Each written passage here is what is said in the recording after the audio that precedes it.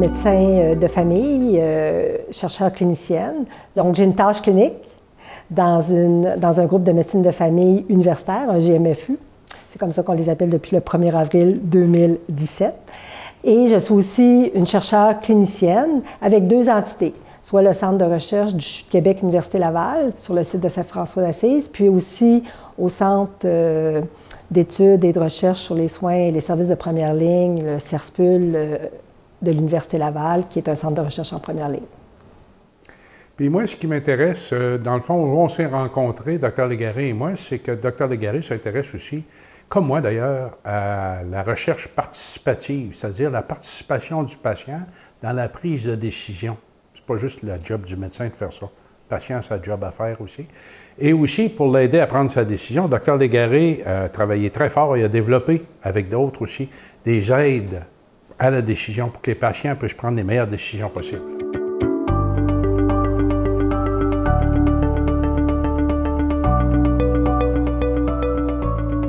En fait, il y en a plusieurs parce que, comme disait M. Légaré, on s'est rejoint dans ce type de travaux-là pour habiliter, on va dire, tant autant les équipes cliniques que les patients à prendre des décisions conjointes ensemble, qu'ils soient informés par les données probantes, puis aussi ce qui est important pour les patients.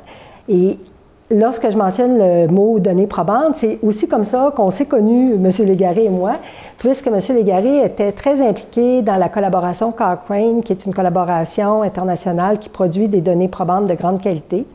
Et il était déjà impliqué comme patient expert partenaire pour s'assurer que les données probantes qui étaient produites étaient pertinentes. J'avais commencé à m'intéresser à la recherche, pas de la première ligne, mais dans le domaine de l'arthrite qui m'intéressait plus. On était les patients qui s'intéressaient à ce projet de recherche, ces projets de recherche-là dans l'arthrite. On a été un peu les précurseurs au Canada, je pense, à faire participer le patient dans l'ensemble des décisions. Il m'a fait découvrir la perspective qu'amenait, dans le fond, je vais dire, l'usager au bout du cheminement d'une décision clinique, qui est la personne qui doit faire un choix qui va justement avoir un impact sur sa santé. Là, notre collaboration la plus récente, c'est l'Alliance Santé Québec qui vise à instaurer une santé durable et une santé globale, c'est-à-dire pas juste physique, un état de bien-être total.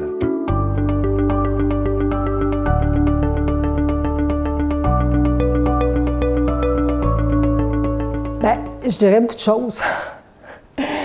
Parce que, comme je le mentionnais, je suis clinicienne, donc je rencontre encore, on va dire de façon au moins hebdomadaire, des patients.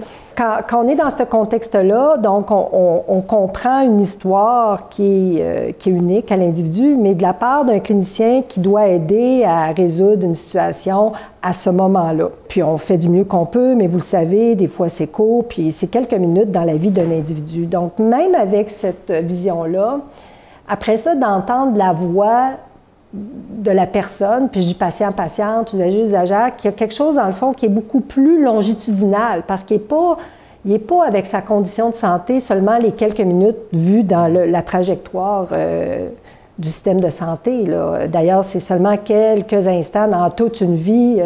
Et donc, d'avoir cette perspective-là de gens qui viennent nous parler de leurs conditions, que nous, on connaît qu'un œil de clinicien d'une façon, mais qui nous en parlent comme étant leur vie, ce qui est important pour eux. Le vécu. Le vécu, comment ils s'adaptent, comment la famille réagit à ça.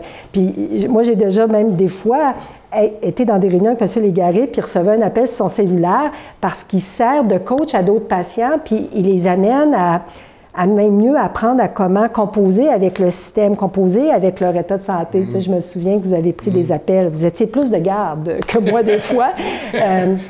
Donc, ça m'a fait beaucoup réfléchir. Fait que ça, c'est même du point de vue clinique. Je pense qu'on doit être humble et comprendre qu'on ne comprend pas tout des gens qu'on voit dans le milieu clinique. Alors, c'est encore plus vrai quand on est chercheur. Dans le fond, moi, ce que j'ai appris beaucoup et ce qui m'a frappé énormément, c'est combien la recherche est difficile, combien c'est complexe, à tout point de vue. Je vais commencer à vous l'expliquer avec la vision d'un patient. D'abord, le patient, moi, ce que je trouve qu'il amène dans la recherche, c'est l'aspect non scientifique. Parce que, comme Dr. Légaré mentionnait, la maladie, on vit continuellement avec quand on est pris avec une maladie chronique. pas juste quand on va voir le médecin. Donc, il y a tous les aspects de la vie, sociale, familiale, personnelle, professionnelle, etc. Ça, c'est important d'apporter cette dimension-là dans la recherche. Donc, de ramener ça au cœur de nos préoccupations de cliniciens, c'était déjà pour moi important de l'entendre à l'extérieur de la clinique, mais de l'entendre alors qu'on est dans l'objet conceptualisateur de la recherche qui nous, des fois, distance du quotidien, c'était quelque chose qui, pour moi, m'amenait à me dire, OK, il faut faire les choses différemment, puis il faut prendre en compte des choses de façon différente.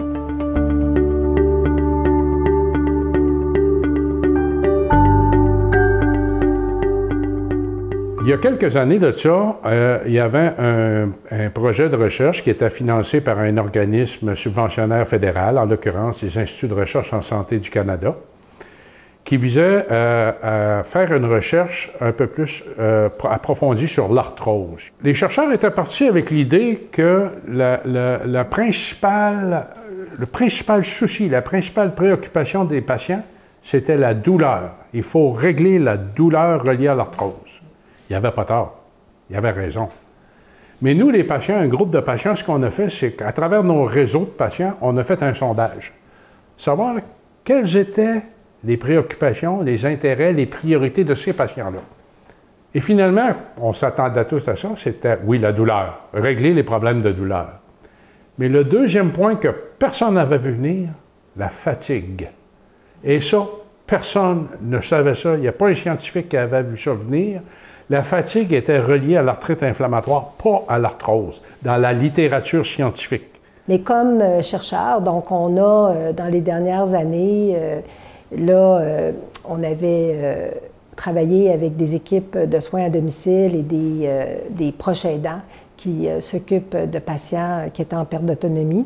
Et puis, rapidement, pour vous le mentionner, c'est quand on avait approché ces équipes-là, en parlant aussi aux gens à qui ces équipes-là dispensaient des soins, on leur demandait quel type de décision ils avaient à prendre pour nous, dans le fond, nous orienter sur on va travailler sur quoi en termes de les priorités. Nous, on l'abordait dans le type de recherche qu'on fait sur quel type de décisions sont les plus difficiles ou peut-être avec les expertises qu'on a, on a peut-être quelques pistes de solutions et nous orienter sur une décision pour laquelle, honnêtement, moi, j'aurais pas jamais pensé travailler, je vais vous le dire, qui était la relocalisation. C'est, est-ce que je peux encore rester chez moi? Et si je ne peux pas rester chez moi, bien, c'est quoi les options qui s'offrent à moi? C'est que ça nous a fait sortir de notre zone de confort qui était biomédicale.